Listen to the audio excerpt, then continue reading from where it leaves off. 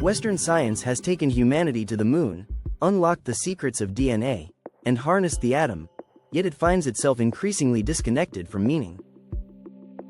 At the same time, philosophy, once the queen of all sciences, has receded into academic obscurity, often dismissed as abstract or irrelevant. But beneath this growing chasm lies a forgotten truth: science was born from philosophy. And philosophy, in turn, was born from the human quest to understand God. This piece is an invitation to return, not to dogma or religion, but to a deeper integration of reason and reverence, modern logic and ancient insight. Because without philosophy, science is blind, and without science, philosophy is empty.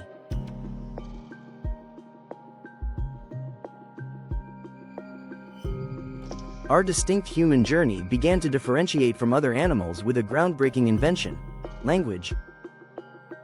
And perhaps language's most profound contribution was not just communication, but the very conception of God, an all-powerful entity responsible for the order, cause and effect, within the cosmos. Indeed, the genesis of what we now call science can be found embedded within early religious frameworks. Ancient civilizations, in their quest to understand the divine, began to meticulously observe and categorize the natural world.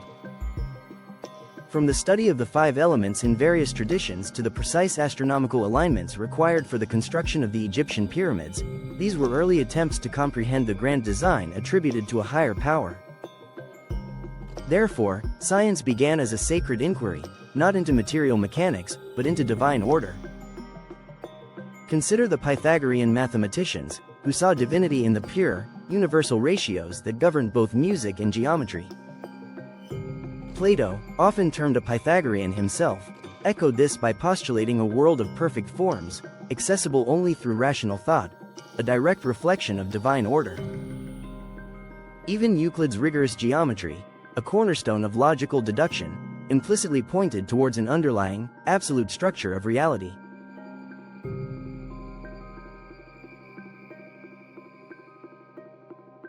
It was Aristotle who first began to carve a conceptual divide between what we might loosely term science and religion.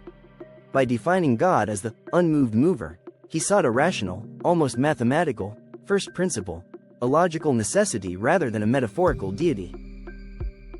In this intellectual assault, however, the concept of God, particularly its philosophical foundations, became a casualty of misunderstanding.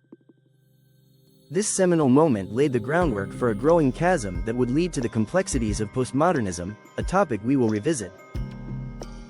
The differentiation was furthered by figures like Hypatia and Hippasus, whose tragic death, in a cruel twist of irony, perhaps signaled a temporary halt to this intellectual rebellion. As Christianity spread, religion once again subsumed nascent scientific inquiry, then followed in what is often termed the Dark Ages in Western philosophy.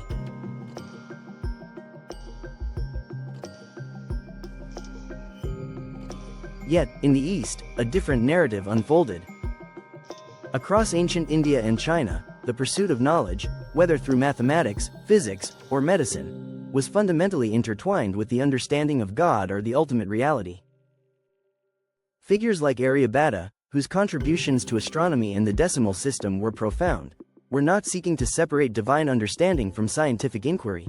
Rather, their scientific tools were instruments to grasp the cosmic order. This tradition flourished, finding its zenith in the Islamic Golden Age. Scholars from various traditions, particularly those influenced by Sufism, preserved and advanced knowledge across diverse fields, often viewing scientific exploration as a path to divine contemplation.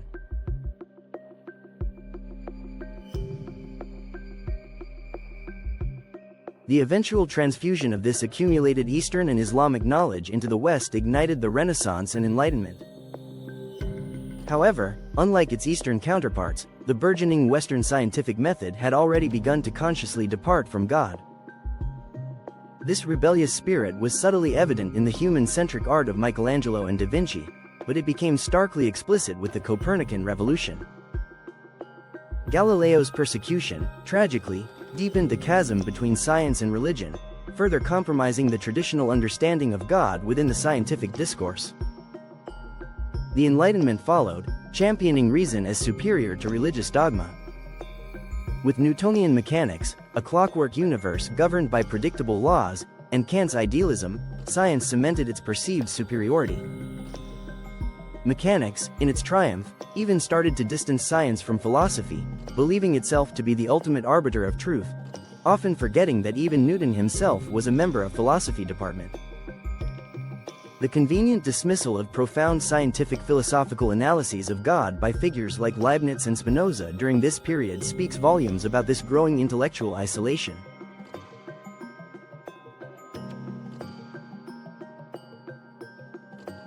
Yet, cracks had begun to appear within the very foundations of this triumphant scientific edifice. It began with David Hume, whose piercing critique questioned the very bedrock of science, causality. Science, by definition, is the systematic study of cause and effect, but Hume exposed the philosophical assumptions underlying our belief in it. Science, he argued, assumes cause and effect, but cannot prove it. This led scientists to look deeper, and what they found was an abyss. The void began with theoretical constructs like Maxwell's demon and the burgeoning understanding of entropy, the seeds of chaos theory, which subtly challenged deterministic causality. Then came Einstein's relativity, shattering notions of absolute space and time. And finally, quantum physics delivered the most brutal assault. Particles that exist in multiple places at once. Observers who change the outcome by measuring. Reality that collapses when observed. Even in mathematics and logic, the certainty began to crumble. Philosophers like Karl Popper, Ludwig Wittgenstein, and Kurt Gödel demonstrated the inherent limitations and incompleteness of formal systems, including mathematics and language itself. Bertrand Russell's heroic attempt to prove 1 + 1 = 2 in Principia Mathematica, and its eventual failure, underscored this inherent incompleteness, leading to the development of predicate and axiomatic logic, acknowledging the foundational limits.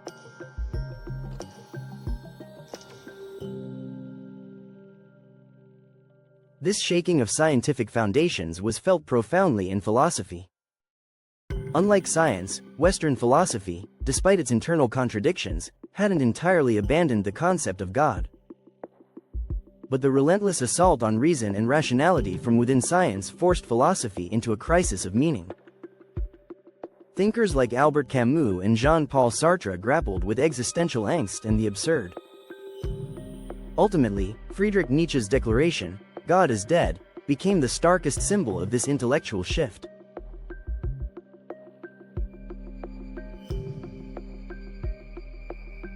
Crucially, while mainstream Western philosophy and science continued their trajectory, the very pioneers of quantum physics, the front lines of the scientific assault, found themselves in startling conversations with Eastern philosophy. Schrödinger, Oppenheimer, Bohr, and others discovered that quantum phenomena, which defied classical intuition, began to make sense when viewed through the lens of concepts found in ancient traditions. Yet, for decades, this profound connection was largely ignored by later generations of both philosophers and scientists. Now, more than a century has passed. Technology has leapt forward exponentially, but the foundational questions of quantum physics remain unanswered.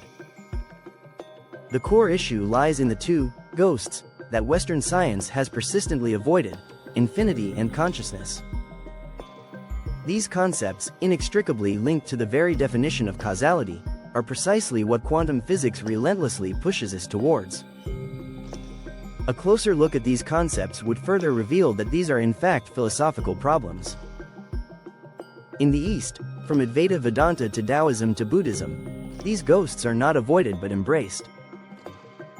These traditions have always attempted to integrate infinity and consciousness, often viewed as aspects of God or ultimate reality, through rigorous philosophical and even proto-scientific inquiry. It is no coincidence that the East gave the world concepts like zero, representing infinity and nothingness, and wu-wei, effortless action, a deep understanding of natural flow.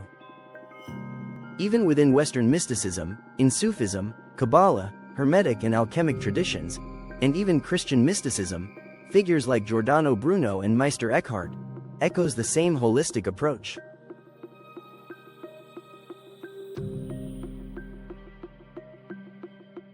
If there is any true answer to the profound puzzles posed by quantum physics, if there is a path forward from the crisis of meaning, it lies not in further separation, but in a courageous and rigorous synthesis of modern science with ancient wisdom. The God that science needs to acknowledge is not necessarily a bearded old man in the sky, but the underlying organizing principle, the infinite consciousness, the unified field of being that Eastern philosophy and mystical traditions have explored for millennia. When science embraces the tools of philosophy, particularly metaphysics, epistemology, and ethics, and opens itself to the insights from ancient wisdom traditions, it doesn't diminish its power. It transcends it. Only then can science begin addressing the foundational questions it has inadvertently raised, and offer humanity a truly comprehensive understanding of reality. If your mind enjoyed this, engage with Braingasm pages, like, share, comment and subscribe.